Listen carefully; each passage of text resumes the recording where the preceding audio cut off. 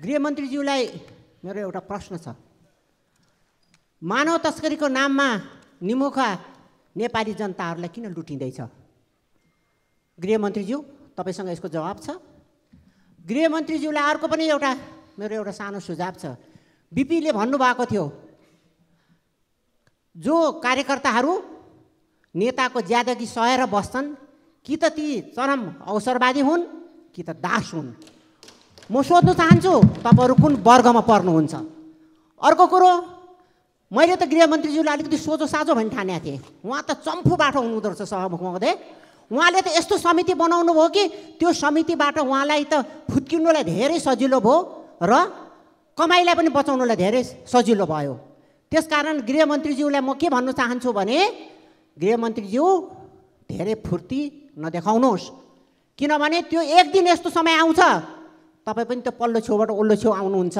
त्यतिखेर नेपाली जनतालाई के जवाब दिनुहुन्छ? तपाईँले जुन चाहिँ दैनिक भिजिट भिसाको नाममा जुन चाहिँ असुली गर्नु भएको छ, 50 लाखदेखि लिएर 1 करोड रुपियाँसम्म नेपाली जनताहरूलाई बेच्नु भएको छ। नेपाली जनताहरू जसको रेमिटेन्समा हामी गर्व गर्छौँ, अर्थमन्त्रीज्यू गर्व गर्नुहुन्छ हामीलाई यति रेमिटेन्स आयो भनेर, तिनीहरूलाई भिजिट भिसाको नाममा यसरी नेपालीहरूलाई मानव तस्करी गरेर बेच्नु पाइन्छ? के यो तपाईँको नैतिकताले दिन्छ? र तपाईँले चाहिँ जुन चाहिँ यो राख्नु भएको छ, दुधको साँचो बिरालो जस्तो गरेर आफूलाई उम्काउने समिति जुन बनाउनु भएको छ, यो तपाईँलाई बधाई होस्।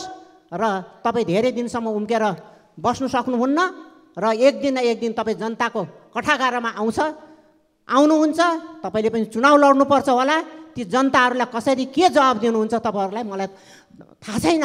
तर गृहमन्त्रीज्यू, तपाईसँग नैतिकता छ भने राजीनामा गर्नुहोस् र छानबिनलाई सघाउ पुर्याउनुहोस्। निष्पक्ष रूपबाट छानबिन गर्नुलाई तपाईँले सरकारलाई सहयोग गर्नुहोस् र नेपाली जनताहरूलाई यी भिजिट भिसाको प्रकरणबाट मुक्त गर्नुलाई सहयोग गर्नुहोस्। धन्यवाद।